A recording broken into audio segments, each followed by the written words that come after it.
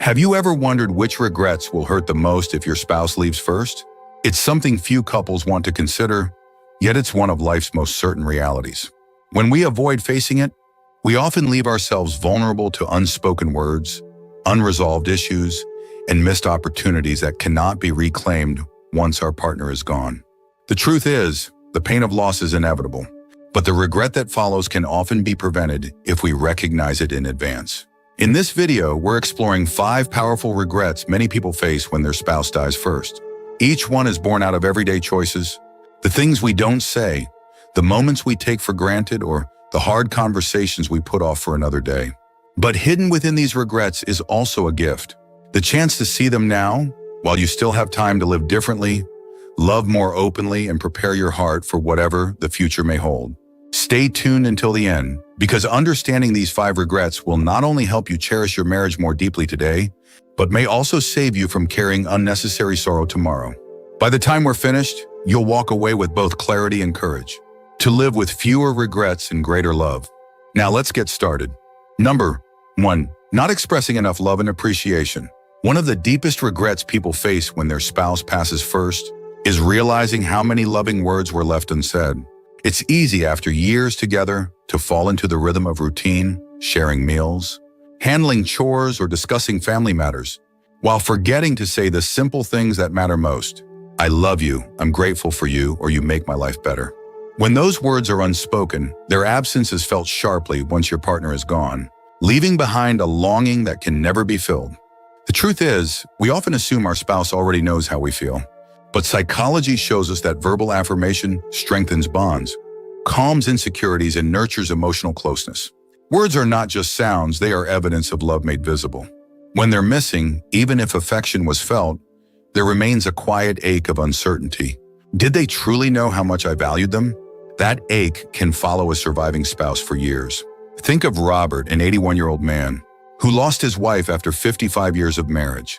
He shared that what kept him awake at night wasn't the arguments they'd had, but the times he didn't stop to thank her for small acts of care, the way she prepared his coffee every morning, or how she always kept his favorite blanket folded at the end of the bed. Only after she was gone did he realize how much those little things meant and how seldom he acknowledged them aloud. The regret of unspoken love teaches us that affection must be expressed, not assumed. When you take the time to voice your gratitude, or hold your partner's hand just a little longer, you're not only enriching their heart, you're safeguarding your own from future regret. Love expressed today becomes the comfort you carry tomorrow. Number 2, avoiding difficult conversations. Another regret that weighs heavily on those left behind is the avoidance of hard but necessary conversations. Many couples shy away from talking about topics like end-of-life wishes, financial matters, healthcare decisions, or even how household responsibilities will be managed if one partner is no longer there. The silence often comes from love. No one wants to upset the other or admit that life together is not forever. Yet when those conversations are skipped, the surviving spouse is often left overwhelmed, uncertain, and burdened with decisions they never wanted to make alone. Psychologically, avoidance feels easier in the moment, but it creates a long shadow of regret later. When the one you love is gone, the questions remain. What would they have wanted? Did I honor their wishes? Am I handling things the way they hoped I would? That lingering doubt can be as painful as the grief itself, leaving the surviving partner with guilt that could have been prevented with honesty and preparation. Consider Elaine, a 78-year-old widow who lost her husband suddenly. She confessed that she didn't know where the insurance papers were kept, what bills needed to be paid, or even what kind of memorial he would have wanted. Every decision felt like guesswork. And though she tried her best, she carried the fear that she might have let him down. That burden stayed with her long after the initial grief had passed. The lesson is clear: love is not only about sharing joy, but also about preparing for difficulty together. When you open the door to these conversations, you give your spouse the gift of peace, and you give yourself the gift of certainty when the time comes. Facing the uncomfortable now is far less painful than carrying the regret of confusion later. If you're still watching this video and finding these insights valuable, please comment number 2 below to let me know you're here. And if you haven't subscribed yet, I recommend you subscribe and turn on the bell so you don't miss any videos.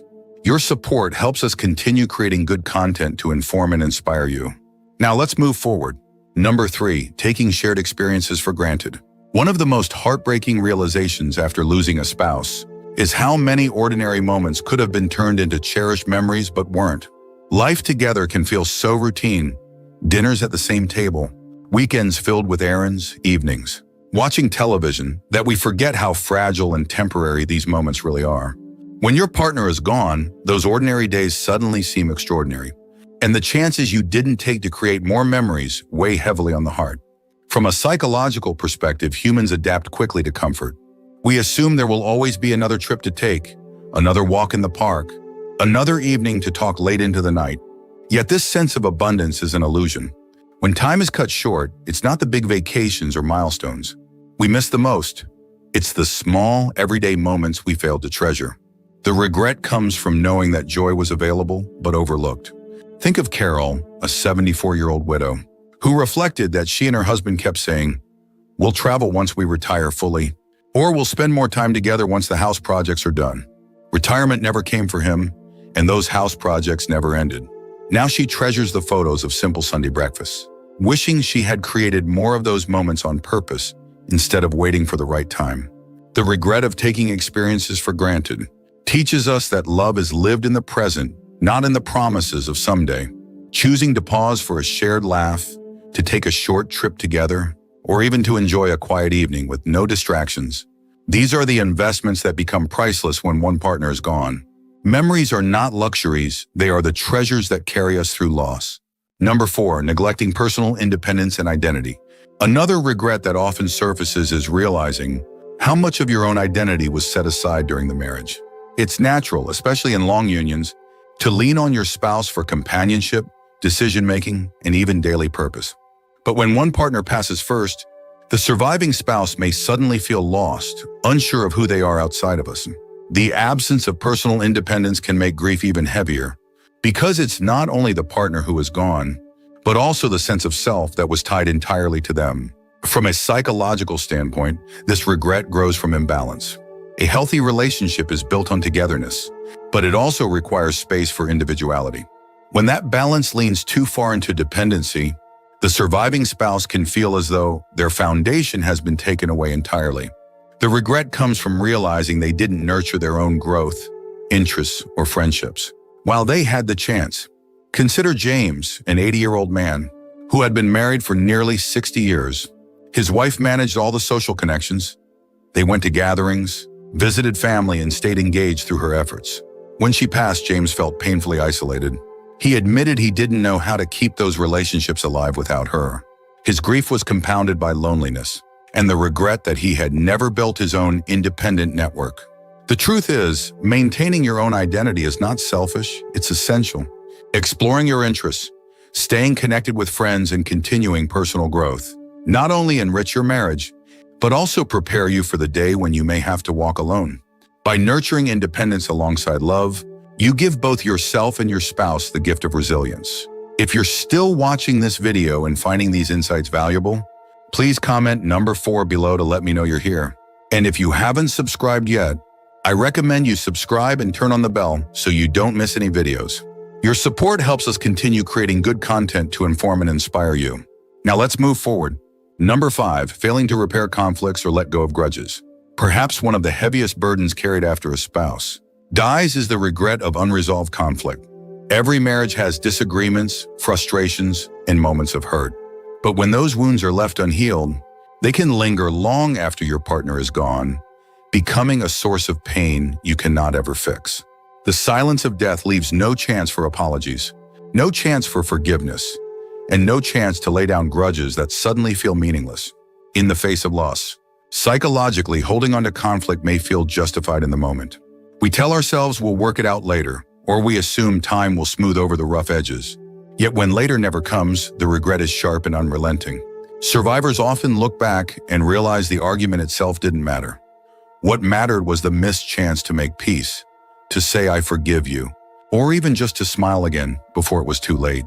Take Anne, a 77-year-old widow who shared that her last conversation with her husband had been an argument about something as small as a misplaced bill. She never imagined that night would be the last chance to speak with him. After he passed suddenly, the weight of that final fight became one of her greatest sorrows. The pain wasn't about the bill, It was about the love she wished she had expressed instead of anger. The truth is, reconciliation is a choice we must practice daily. Letting go of grudges doesn't erase the past, but it frees both partners to live fully in the present. When you make peace while you still have the chance, you ensure that if tomorrow never comes, love, not conflict, will be the last memory you carry. The regret of unresolved conflict is a heavy one, but it's also one of the most preventable. Final thoughts. Abschurrenons. As we close this video, take a moment to reflect on the 5 regrets we've explored together. Not expressing enough love and appreciation, avoiding those difficult but necessary conversations, taking everyday experiences for granted, neglecting your own independence and identity, and failing to repair conflicts or let go of grudges. Each of these can leave a lasting ache when a spouse passes first. But each also holds a clear lesson: there is still time to change. Still time to love more openly, prepare more wisely, and live more fully alongside the one you cherish. The truth is, loss is inevitable, but regret does not have to be. By choosing to express your gratitude, by daring to have the hard talks, by savoring even the simplest of days, by nurturing your own spirit, and by making peace where peace is needed, you can soften the weight of grief and strengthen the bond you share while you still have it. These small choices today become the comfort and courage you carry tomorrow. So ask yourself, what change can you make right now to ensure you live in love without regret? The answers you find may be the greatest gift you give both to your spouse and to yourself. Thank you for joining us today. We'd love to hear from you. Leave a comment below and share one thing you learned today and how you plan to use it in your life. Your thoughts are important to us, so don't hesitate to share them. Reading your comments gives us great motivation and encouragement. If you enjoyed this video and found it helpful, please like, subscribe, and share. Your support helps us continue creating good content to inform and inspire you. Thanks for watching, and we look forward to seeing you in the next video.